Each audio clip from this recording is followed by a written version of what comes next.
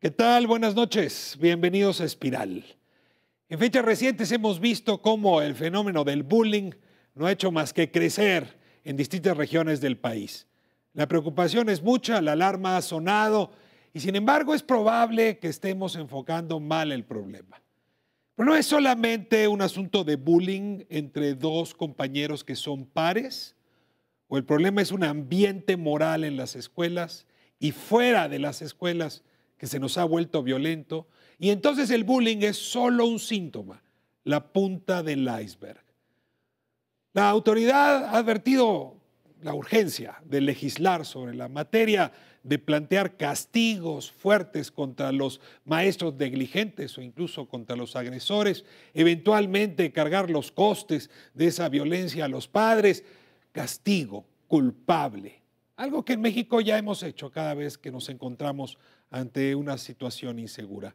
Sin embargo, vuelvo a la pregunta, ¿no sería necesario entender mejor el contexto de violencia donde está ocurriendo el bullying para que operando, trabajando, combatiendo ese contexto de violencia pudiésemos cambiar esta circunstancia? Es el tema de esta noche en Espiral. Bullying, violencia en las escuelas. Comenzamos.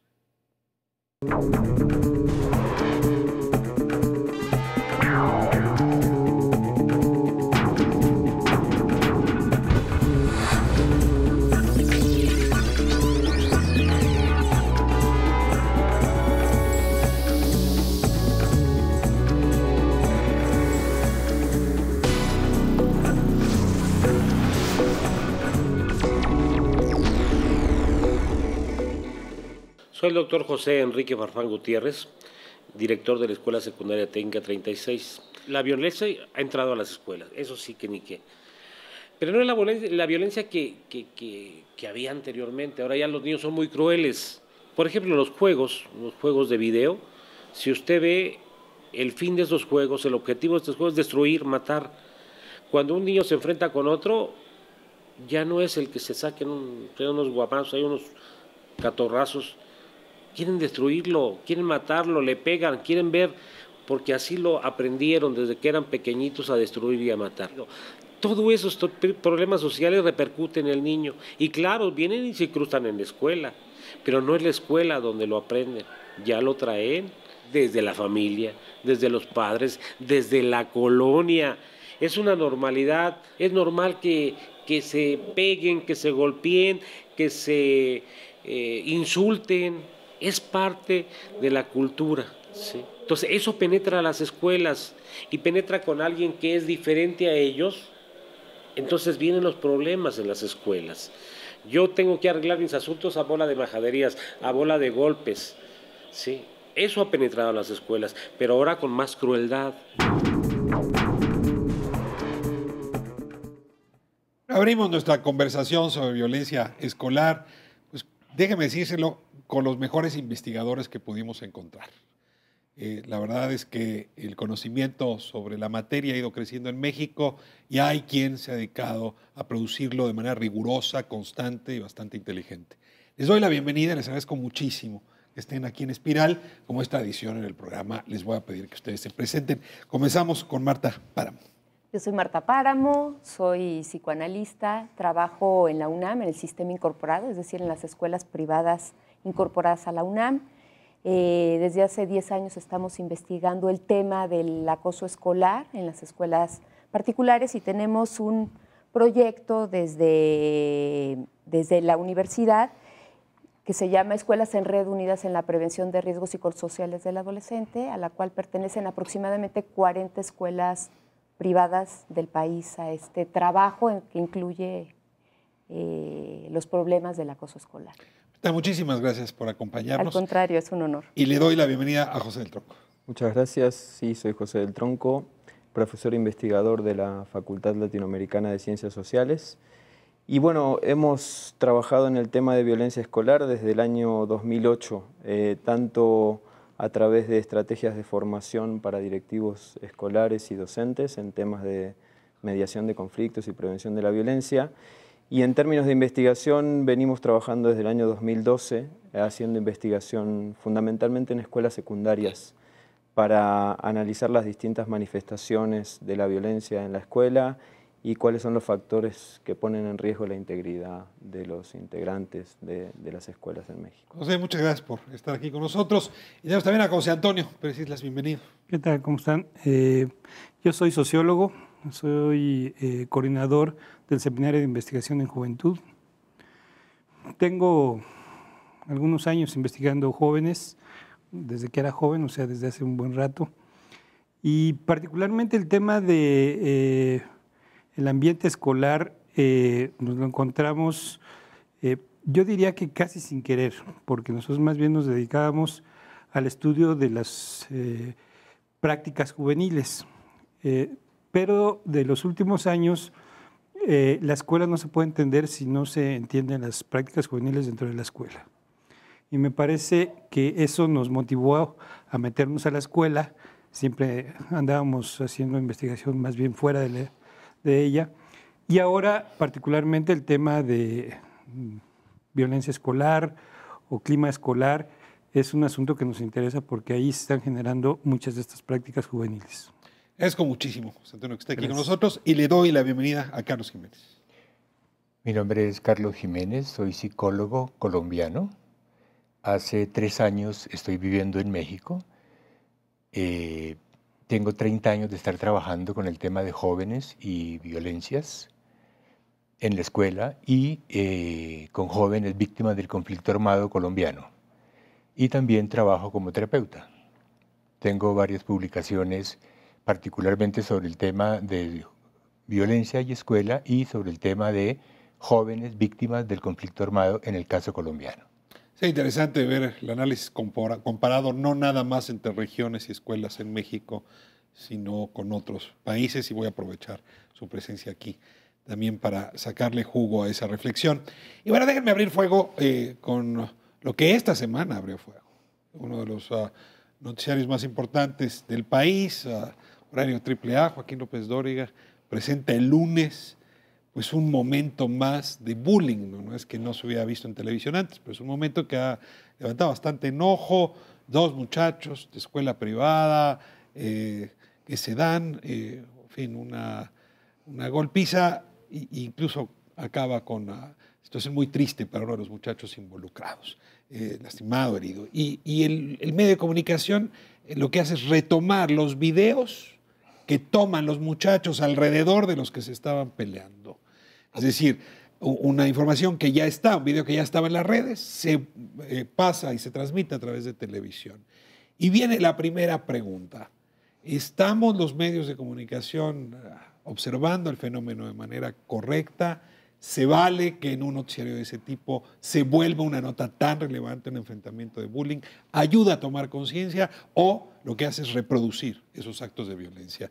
Abro a quien quiera entrar a la discusión. Bueno, a mí me parece que de nueva cuenta los medios sobredimensionan no el problema, porque me parece que existe, sino solamente una parte del problema, ¿no? Entonces me parece que ahí el escándalo es sobre los muchachos que están peleando. No hay una reflexión en torno al contexto en el que sucede, 2 escuelas privadas, que no sé si Marta después nos quiere decir algo al respecto, que es totalmente distinto lo que sucede en las escuelas públicas de lo que sucede en las escuelas privadas. Entonces, esa diferenciación no existe para entrar. La segunda diferenciación que tampoco existe es que en realidad eso no es bullying, es una pelea entre muchachos, ¿no? Que puede surgir por múltiples cuestiones, pero ahí las relaciones de poder, digamos, están equiparadas. El bullying fundamentalmente es una relación de poder de uno sobre el otro. Y en esa pelea lo que se ve es que no hay bullying, hay una pelea de 2 muchachos, complicada y cuestionable y todo lo que quieras. Y la tercera diferenciación que me parece que no se hace es que si uno se mete a la red, esas peleas, hay miles de peleas desde hace mucho tiempo. O sea, ¿por qué ahora, de nueva cuenta, eso surge como preocupación de los medios? Y me parece que tiene que ver porque vende. A ver, José Antonio, sí, el argumento sería, eso se subió a la televisión porque era nota y porque aumenta el rating. Pero la queja principal es, hay cosas que en esa nota y en ese análisis no se observan y que son tanto más importantes que el escándalo de dos muchachos peleando. Así es. Reacciones, Carlos. Yo seguiría una reflexión del profesor Ronald Heifetz de la Universidad de Harvard para decir, en la resolución de un problema en la sociedad, algo que hay que cuidar es sostener un nivel de estrés sobre el problema.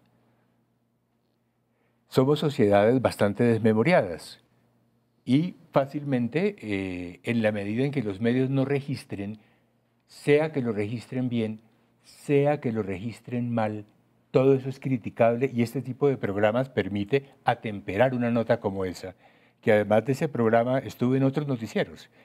Yo la vi en el noticiero de Adela Micha, por ejemplo. Me parece que eso tiene un filo negativo, un filo complicado, pero también tiene un filo muy positivo, y es que ayuda a sostener la atención sobre un tema.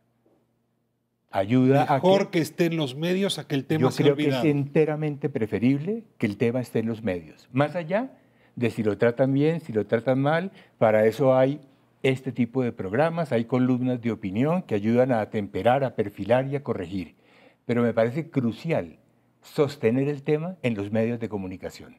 Sí, pero yo creo que es importante porque le da visibilidad al problema, que eso es lo que hoy en día tenemos. La gente nos pregunta, ¿es que hay más bullying? No, no hay más bullying. Es más visible la violencia y es más visible este acoso escolar que en otras épocas, por muchas razones. Y es importante visibilizarlo, pero yo creo que también es muy importante que no haya confusión, porque hoy todo es bullying. Hay cosas que corresponden al orden de la violencia escolar, de la violencia entre adolescentes.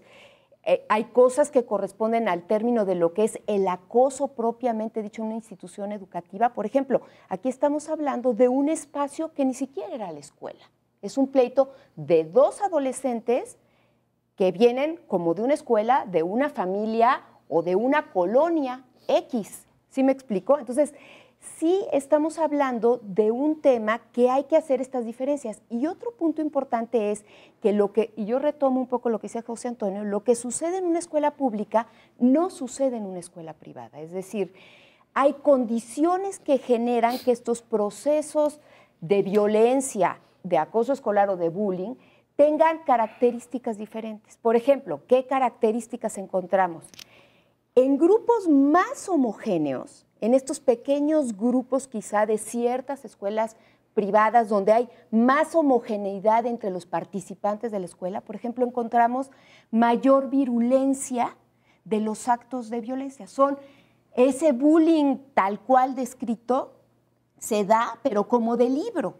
¿Por qué? Porque hay mucha dificultad en aceptar la diferencia, en aceptar que alguien puede no tener o no participar con la misma ropa de marca, no poder acceder a los mismos viajes, a las mismas fiestas que el resto de los compañeros. Y, por ejemplo, ahí se da un tipo de exclusión y un tipo de virulencia, a diferencia de otras grandes escuelas, por ejemplo, un bachillerato público donde hay 16,000 estudiantes, donde hay posibilidades de irte con diferentes grupos, ¿no? Estas famosas tribus urbanas. Hay para los emos, hay para los ponquetos, para los darquetos, para los góticos, para los fresas, para los nerds, para todo. Y eso significa que en estas escuelas encontramos otro tipo, no porque no existan, son otro tipo de violencias, pero esto que tiene que ver con el bullying propiamente dicho, no se da.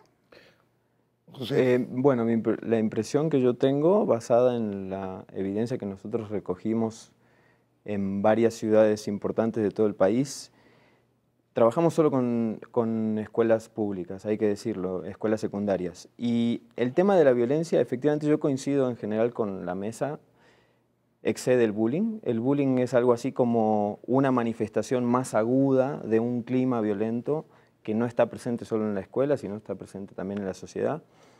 Pero a lo que voy es, hoy en día, manifestaciones como las de estos dos chicos de escuelas privadas también se dan en escuelas públicas.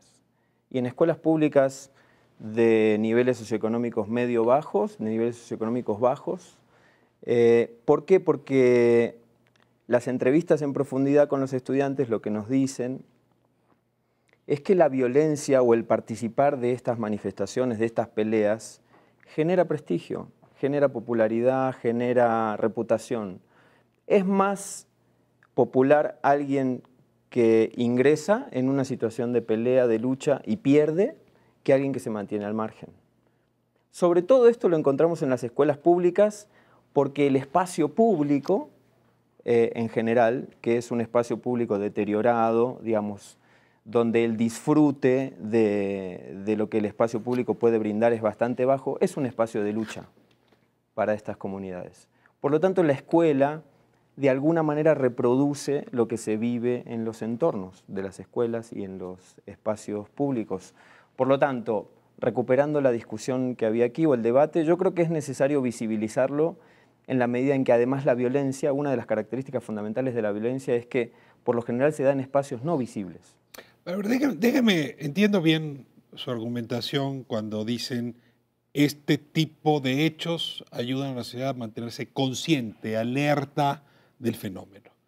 Pero caigo en la preocupación de José Antonio. Hay algo en esta escena, concretamente, que merece gran observación, y es el ojo del que está observando. A ver, esto no es una historia de dos muchachos que se metieron en un callejón oscuro y se dieron de golpes. Había alrededor suyo una audiencia amplia con teléfonos grabando el asunto. Ni siquiera me remito a la escena de West Side Story. Es decir, no son las bandas peleando, las tribus humanas peleando en sí. Ahora la idea es, vamos a grabar. Y esta pieza que acabo de obtener en mi teléfono es una joya que voy a subir a la red y va a tener muchísimas vistas y likes y etcétera. Es decir, hay todo un incentivo para que ese escenario se produzca. Y esto sí es nuevo, porque el solo hecho de la tecnología ha modificado los incentivos para pelearse, para asistir a una riña, para registrarla y para publicitarla. Déjenme irme a corte y de regreso les pido una reacción sobre este contexto alrededor de la riña que sí tiene algo de sintomático. Volvemos, seguimos en Espiral. Soy el profesor Pedro Alberto Rivera López, director de la Escuela Primaria Emperador Cuauhtémoc. La violencia que existe en esta escuela viene desde casa.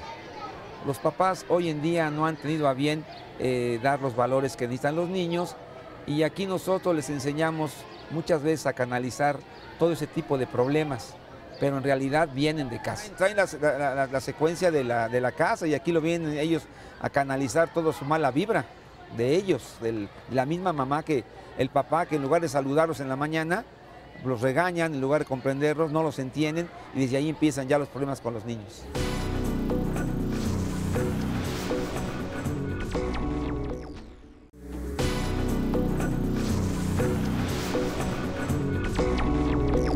Mi nombre es Leticia Juárez, soy directora de la Secundaria Técnica número 32, que está ubicado en Lindavista, en la delegación Gustavo Amadero.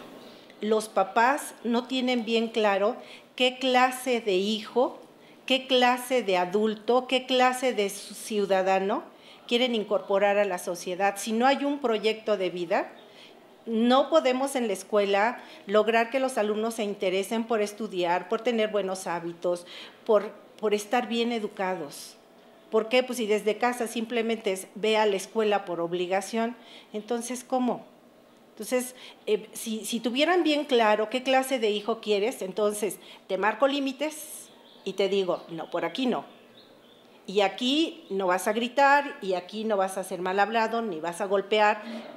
No hay un proyecto de vida, ni que ellos mismos hayan hecho para sus hijos, y mucho menos el que junto con sus hijos hagan ese proyecto de vida. Entonces, no pueden estar exigiendo a las escuelas el hecho de que resolvamos una situación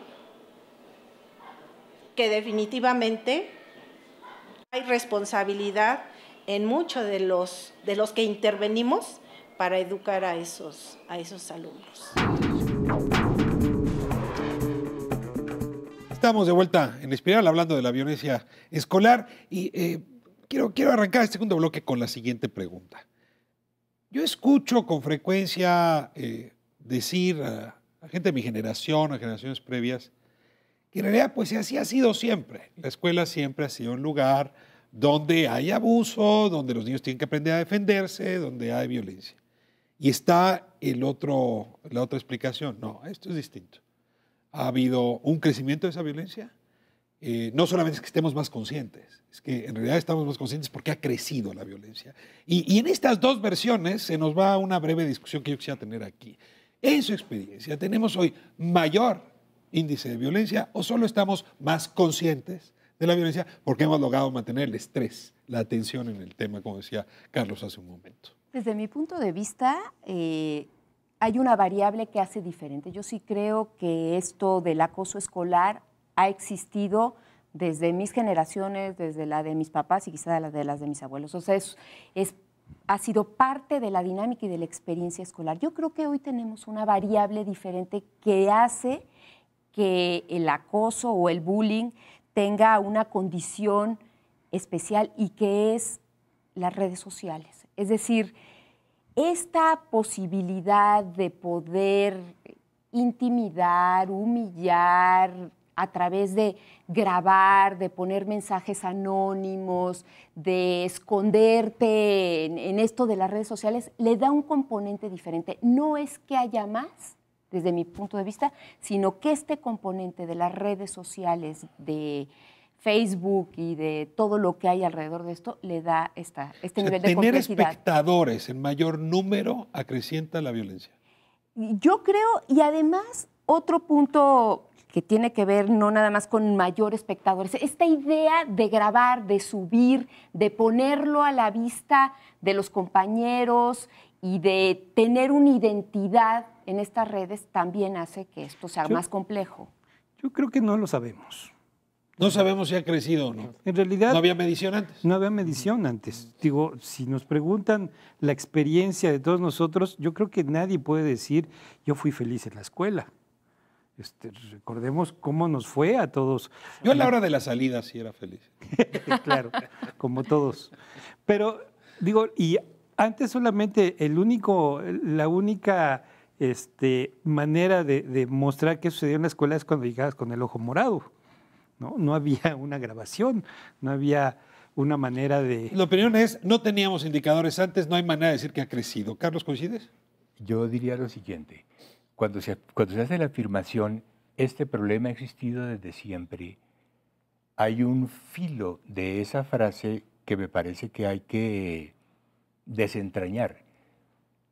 Existimos en sociedades que bajo el discurso de los derechos humanos y de los derechos de las mujeres y de los derechos de los niños y de los derechos de la población LGTB y de múltiples otros sectores han sufrido profundas transformaciones.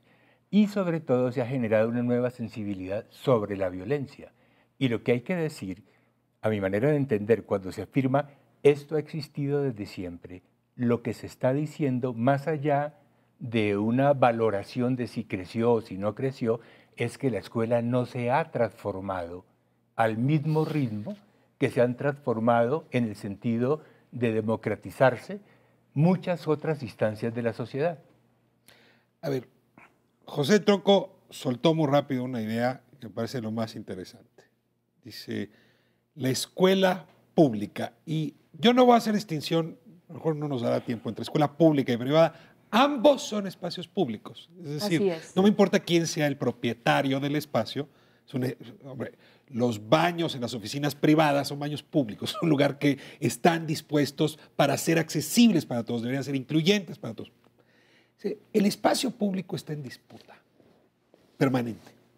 La escuela pública, sus espacios están en disputa por los maestros, por los padres de familia, por las autoridades, por los niños de los distintos grados. Y seguimos viendo un ambiente escolar jerárquico, decimonónico, que choca con sociedades plurales, abiertas, incluyentes y tolerantes. A ver, yo quisiera, desde este argumento de Carlos, José, que desarrollaras más el argumento. Yo creo que das en el clavo. Es decir, lo que hay hoy en día es una tensión muy fuerte entre aquello a lo que los niños y las niñas y los adolescentes se sienten con derecho a poder hacer, que no estoy hablando básicamente de riñas ni de peleas, sino, por ejemplo, a cuestionar la autoridad del maestro.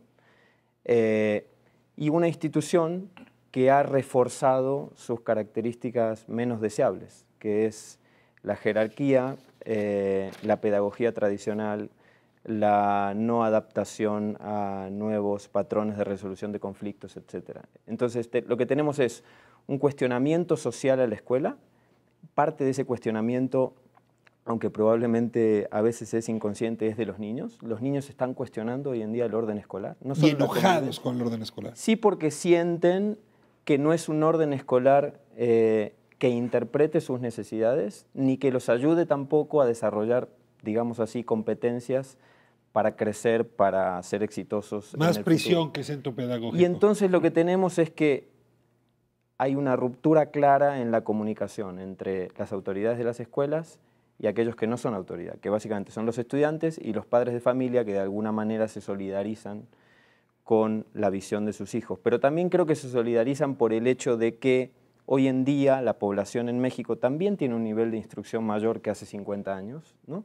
También se siente con derecho a expresar muchas otras cosas que antes no se sentía y por lo tanto en esta sociedad plural de la que tú hablabas, la posibilidad de cuestionar el funcionamiento de las instituciones, como se hace con las políticas, también se hace con las escuelas. Y la escuela no ha podido todavía poder adaptarse a esa situación. Hay un estudio muy interesante. Yo quisiera agregarle una idea a esta que plantea el profesor del Tronco, que es, a mi manera de entender, dentro de una investigación que estoy trabajando actualmente, buena conducta, el niño de buena conducta es el niño que no piensa. Es el niño inhabilitado para tomar decisiones. El que no es crítico, el que no tiene pensamiento crítico. El que no tiene ninguna capacidad ética para tomar decisiones. Es el niño meramente y escuetamente obediente. A ver, refuerzo el argumento. Hace unos 3 o 4 años se publica, hace 2006, perdón, un libro de 2 pedagogas, Fierro y Carvajal, que encuentra el ambiente moral de las escuelas mexicanas. Y dicen, nos encontramos con 3 frases en escuelas. No corras, quédate sentado en tu lugar, no grites. A ver, no juegues. No juegues. Estas frases, a ver, ahora, entiendo que es el ambiente moral. Eso es lo que la escuela le dice al maestro, no te muevas de tu lugar, no corras, no grites, lo que el maestro le repite al niño, pero de ahí a que ese sea un motor de violencia, me falta un paso, Marta, y ayúdenme a darlo porque si no estaremos diciendo que hay un ambiente moral opresivo y autoritario, pero eso no da de inmediato un ambiente violento. Yo creo que hay varios componentes. Uno de los componentes que para mí es muy importante, yo creo que tiene que ver que antes la escuela recibía estudiantes que iban más por esta formación académica. Hoy la escuela recibe y tiene cargadas cualquier cantidad de pulgas. Es decir, la escuela es el lugar de centro de atención psicopedagógica, el lugar y el centro donde hay que subirles la autoestima, el lugar y el centro donde además tienen que aprender matemática, física, una serie de cosas. Es decir, la escuela está sobrecargada. Exactamente, bajar de peso, que comen, está muy sobrecargada la escuela. Y por otro lado, yo creo que ya le llegan hijos más que estudiantes y unos papás requete enojados, de veras. A mí me lo dicen los maestros en las investigaciones que hemos trabajado. Nosotros queremos escuelas de huérfanos porque no podemos, nos tienen arrinconados los padres de familia porque inmediatamente cuidado y me lo toques. Cuidado y no le enseñes lo que le tienes que enseñar. Entonces, no lo regañes, si no le pones el 9 me enojo. Así es. Digo, y en muchas escuelas, de veras, los maestros son prisioneros muchas veces de estos padres de familia que exigen, que reclaman y que muchas de las frustraciones que provienen de otros terrenos recaen en la escuela. Ahora, Carlos ya nos llevó a este terreno, es decir, hay una serie de elementos que nos muestran centros escolares de carácter autoritario, arbitrario, en más de un sentido. Sin duda. De ahí a la violencia sigue faltándome un paso. Pero es que es el contexto. Si tú piensas en que toda la normatividad de la escuela es no hacer, no grites, no corras, no digas, ¿sí? Eso no fomenta, digamos, la comunidad escolar. O sea, no hay un elemento que constituya una comunidad escolar. Además, en un momento, sobre todo secundaria, finales de primaria, secundaria, donde la parte colegiada de aprender conjuntamente con un grupo es muy importante. La escuela se ha encargado de individualizar el asunto. Por eso es que el bullying es solamente un elemento.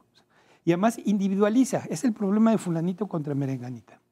Y que paguen culpas y ya se acabó el tema. Y si quieres luego lo vemos, pero es el mismo problema de todas las normatividades y leyes que se quieren instrumentar. O sea, no hay una norma que facilite la convivencia, que ayude a articularse, que sea solidaria, que ayude a conversar, a discutir problemas. A ver, si entiendo bien, si la escuela creara comunidad, se crea una cultura de paz, claro, y entonces no hay violencia. Claro. En este ambiente autoritario se rompe la comunidad y entonces es probable que surjan elementos violentos. ¿Por ahí vamos, Carlos? A ver, yo creo que eso permite aislar una primera variable que a usted le interesaba, según nos comentó, que es el notable autoritarismo presente en la cultura política mexicana, de la cual no escapa ningún actor, ni los padres de familia, ni los niños, ni los docentes, ni los directivos, ni los conserjes, ni nadie. Me parece que eso está a la base del problema de lo que está aconteciendo en las escuelas. Segundo. Y perdón que haga la precisión, cuando dice política no habla solo de los políticos, sino del ambiente político general de la escuela. Del ambiente político general de la sociedad mexicana. Segundo, cuando este autoritarismo se entiende en la lógica del orden, la disciplina y la buena conducta, habría que hacer algunos señalamientos. El primero, todas las psicologías, en plural desarrolladas durante el siglo XX, mostraron que los niños se apropian las normas a través del juego, y los juegos son diversos, y cada juego tiene su norma particular. Pero en la escuela enfrentan la existencia de un régimen único, una norma única, una lógica disciplinar única, una forma de ser y un única, esquema de conducta único, claro, diario y persistente, que les está afectando desde el pelo, desde el tamaño del cabello, desde las uñas y el tamaño de las uñas, desde el maquillaje, desde la forma de ser, dentro de todo lo que engloba el derecho al libre desarrollo de la personalidad, de manera persistente, diaria, consuetudinaria. Hay un trabajo excelente del Observatorio Argentino sobre Violencia Escolar. Usted lo encuentra en internet así, Violencia Escolar, Observatorio Argentino de Violencia Escolar, que está planteando varias cosas. Uno, la crisis de la autoridad en el contexto del autoritarismo, que se traduce en lo que le queda a los padres de familia, a los docentes y a todo el mundo, es la coacción. Segundo, esto define un sustrato complicadísimo, complejísimo, de violencia silenciosa, permanente, persistente, que se dispara sola, eventualmente. Un poco lo que la profesora Alicia Pereda de la Universidad Pedagógica Nacional de México plantea en uno de sus trabajos, es como si la indisciplina fuera un animal agazapado que puede atacar en cualquier momento, que irrumpe de pronto. Y tiene que ver con ese sustrato cotidiano sobre el que opera la escuela, en términos del régimen de orden y disciplina que se le impone a los alumnos, pero no es una ley bajo la cual estén todos. Digamos, no es una ley bajo la cual, como la Constitución mexicana, todos estamos bajo ella, del presidente, todos, hacia abajo. En la escuela no pasa esto. Lo que la investigación y lo que estoy trabajando actualmente muestra es que casi nadie cumple la ley en la escuela, casi nadie cumple los reglamentos en la escuela. Como dice una docente dentro de un grupo focal, citando a un director como algo particularmente lúcido, es que la ley se le aplica a los enemigos, con los amigos se dialoga. O sea, es la cultura política que entra y produce. Ahora, usted decía en el segmento anterior, pero la pelea eso como que no es suficiente, ¿y dónde está? Yo diría, hay como 3 capas del asunto. Una violencia sostenida, persistente, silenciosa, que se gatilla, que se dispara en cualquier momento por causas eventuales. Segundo, la pelea, y no solamente como un problema de reconocimiento. Los grupos focales de la investigación en que estoy trabajando es como un caldo de ebullición sobre la pelea, pero entendida como un dispositivo de construcción de la igualdad. Se pelea entre iguales. Y por supuesto las chavas, en procura de igualarse, están entrando en la lógica de la pelea porque la escuela no propone ninguna otra narrativa ni ninguna otra posibilidad de metaforizar la competencia. Y tercero, el bullying como algo absolutamente escaso, pero completamente espectacular. Voy a corte y regresamos para seguir hablando de la violencia en las escuelas. Hay muchas niñas o niñas que son víctimas, se quedan callados, tienen miedo de hablar, tienen vergüenza, les da pena que las señalen, les da pena que las minimicen, que las avergüencen, que las critiquen, que las marginen. Muchos de esos niños son callados, mejor ya ni dicen nada. Se dan cuenta los papás cuando me encuentran los moretones. ¿Y ahora qué te pasó? Pues nada, me caí. Mienten. Les da pena contárselos a las autoridades, a los papás.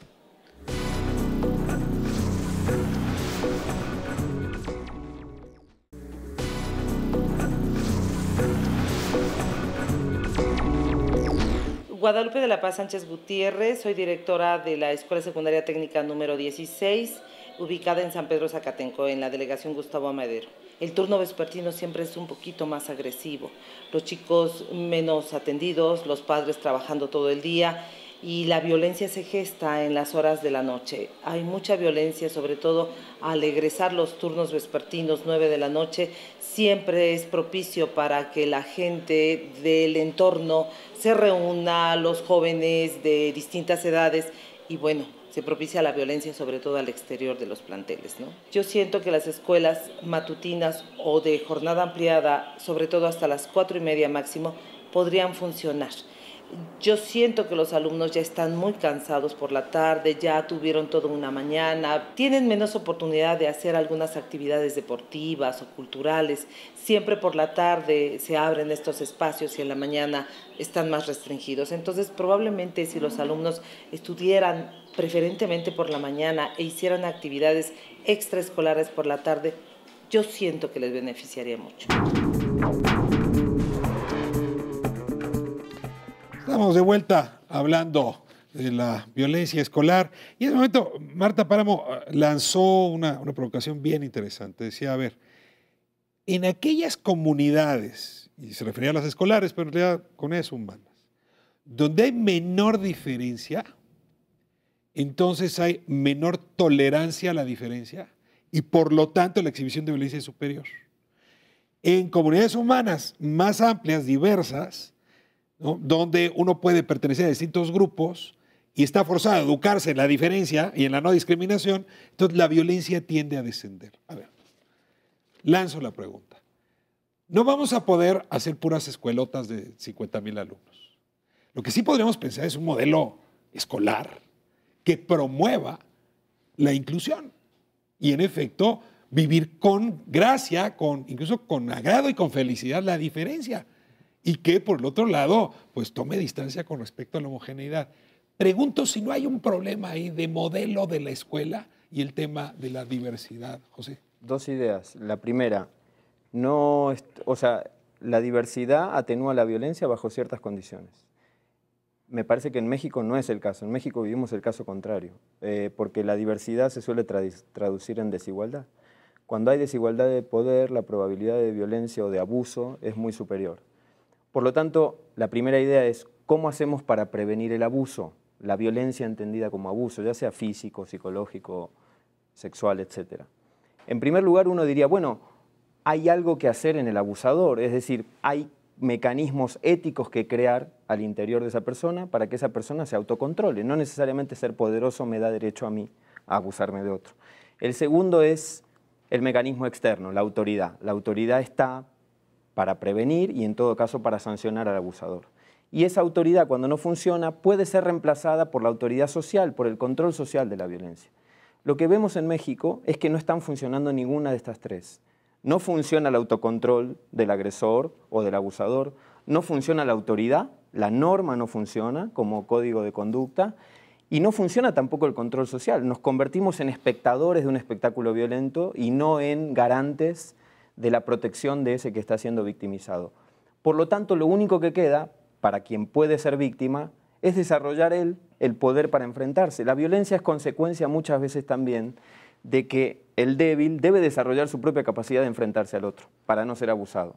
Y la violencia no solo surge como abuso de poder, sino también como ese enfrentamiento que lo que intenta es evitarlo. A ver, sin ánimo de contradecir, o sea, dices, la diversidad puede convertirse en violencia.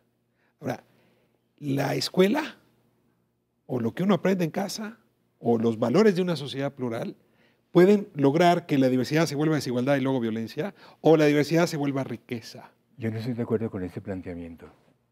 Me parece que, en atención a su pregunta, el centro de la cuestión, lo que yo llamaría la pepa de la cuestión, es el vaciamiento pedagógico de la escuela contemporánea. Y el vaciamiento pedagógico con una característica muy particular.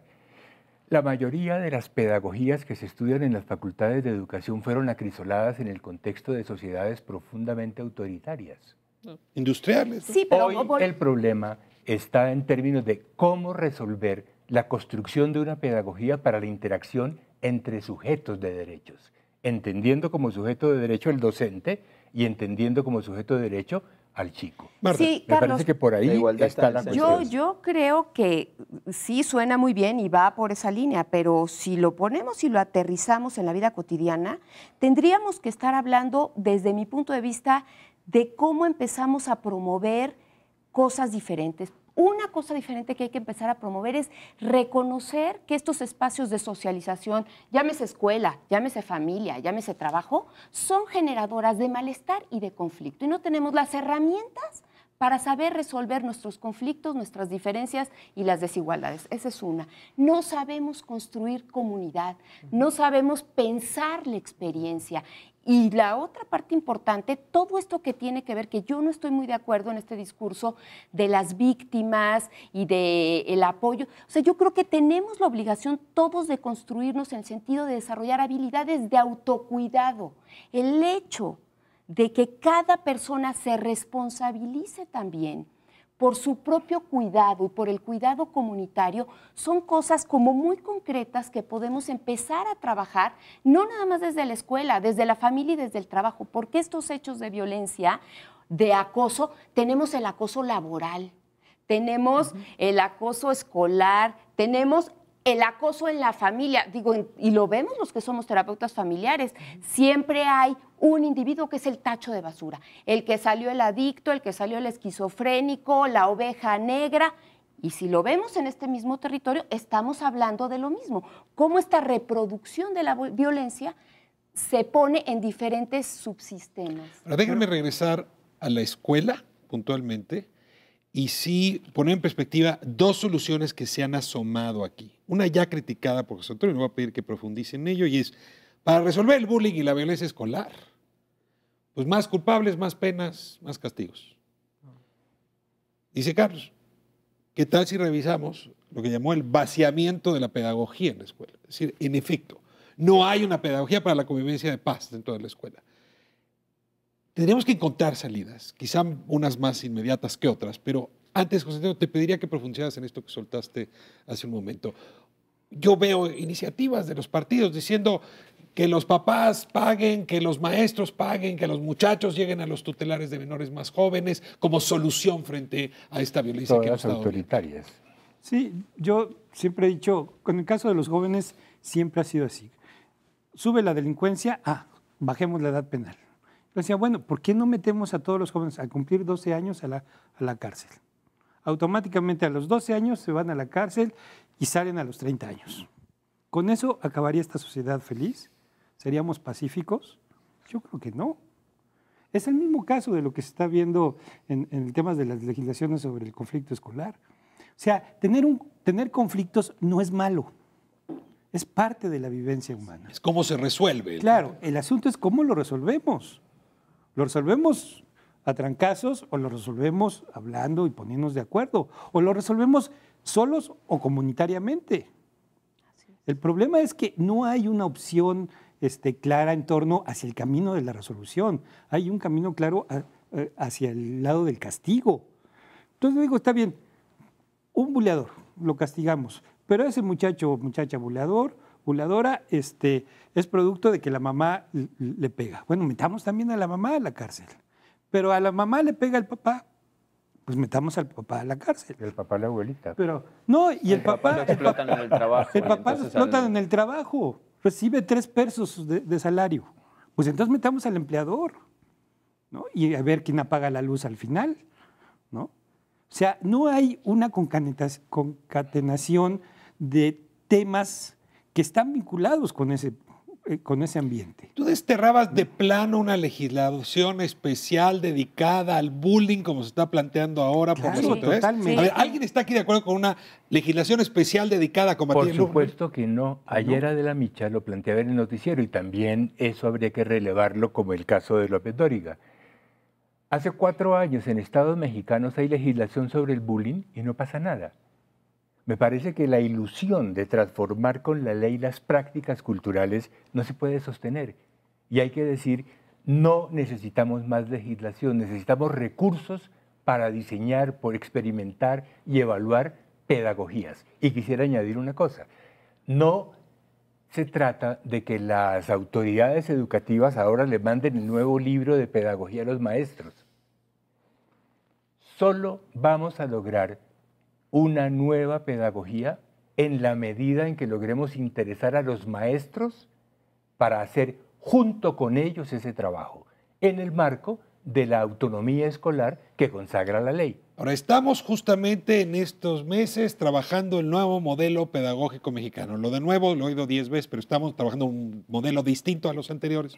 Hubo mesas, reuniones, en fin. Yo les pregunto, José, Marta, José Antonio, Carlos, si vieron en esa discusión pública con los maestros, con la sociedad, que el tema de la pedagogía para la paz, para la inclusión, para la diversidad estuviera presente. Pero la pedagogía para la biología, para las matemáticas, también disciplinar.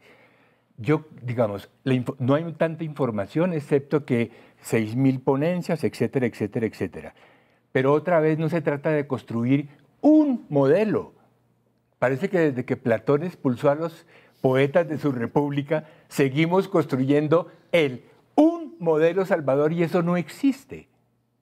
Hay un marco de autonomía escolar hoy vigente según la ley en México.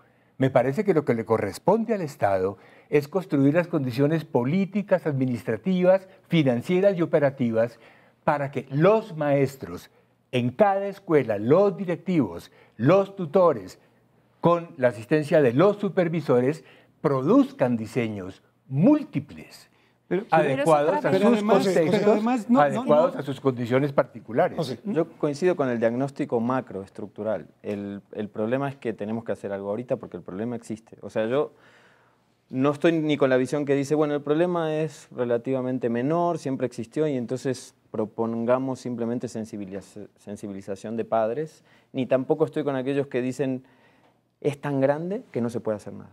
Yo creo que hay cosas que se pueden hacer. Creo que el lugar fundamental, no el único, pero el lugar fundamental donde se tienen que hacer es en la escuela, independientemente de que evidentemente la familia mexicana debería cambiar, pero mientras todo ese proceso sucede, en la escuela hay mucho por hacer.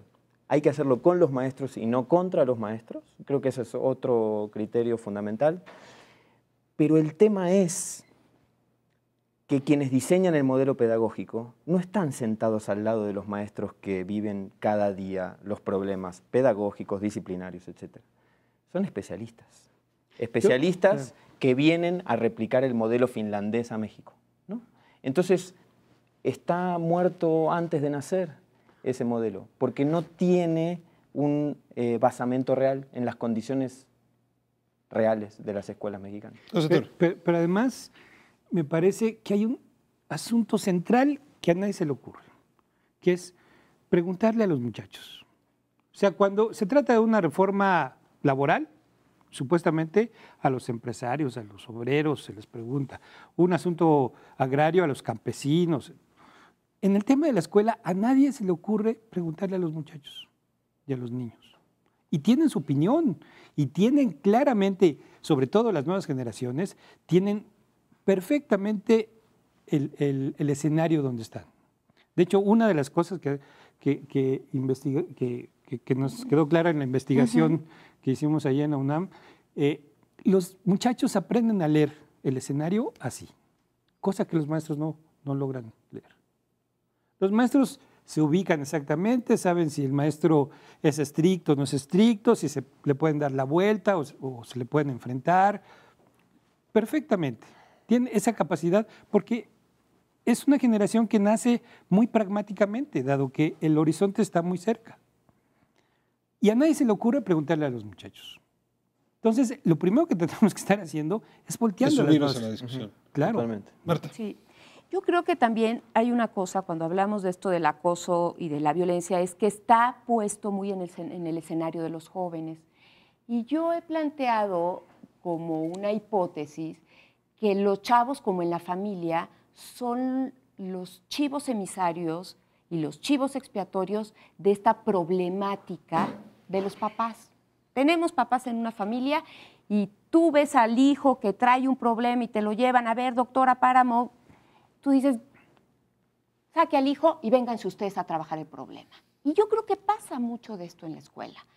Al final, todo este malestar institucional, todo este malestar, estos jaloneos que existen entre maestros, directivos, padres de familia, de no saber cómo controlar la dinámica de chavos que quién sabe qué piden, que se aburren, que están hartos, que es finalmente esta dinámica de malestar y de problemática de la escuela que no sabemos cómo lidiar. Y mira, tenemos investigando y tenemos trabajando en esto, y lo que sí podemos decir es que es muy compleja, que hay muchas variables y que quién sabe cómo le podemos entrar. Pero lo que sí podemos decir es que quienes están manifestando este conflicto y están poniendo las señales de alarma a través de cosas tan aparatosas como el bullying son los chavos. Y hay que, antes de voltear a verlos a ellos, voltear a ver qué pasa en la escuela, qué tan mal la pasan, cómo se jalonean, quién mete las manos por un profesor que corren injustamente, quién mete las manos cuando llega un padre de familia y viene a amenazar con que va a meter al maestro a la cárcel. Es decir, es una comunidad que vive con una violencia brutal, la violencia que viven los chavos de estar en clases que nada tiene que ver con lo que les interesa. Chútate 6 horas aburrido ahí, metido, aguantando, no corras, no grites, no hables, compórtate, sé obediente. Eso no es violencia. Tenerte que estar sometiendo y tenerte que hacer como que estudias, como que atiendes, cuando en realidad no tiene nada que ver contigo, eso también es violencia. El tema da para varios programas. Yo no saben cómo les agradezco esta conversación. Creo que no hay manera de mantenerse en las mismas hipótesis antes y después de haberles escuchado a ustedes. Por lo menos eso me pasó a mí. Supongo que le estará pasando también al auditorio. Y déjenme cerrar con una última reflexión, una inquietud grande. Yo creo que no hay peor cosa para una sociedad que muchachos, que niños que vayan con miedo a la escuela. Es decir, la idea de que hay un centro escolar que en lugar de repartir conocimientos, distribuye miedo, asusta y aleja, daña a generaciones enteras. El tema merece ser atendido, y creo que se ha dicho aquí muy bien, desde el punto de vista pedagógico primero, y luego a partir de ahí construir el resto de las soluciones. Nos vemos próximo miércoles aquí en Canal 11, mismo horario. Gracias por habernos permitido entrar a sus hogares.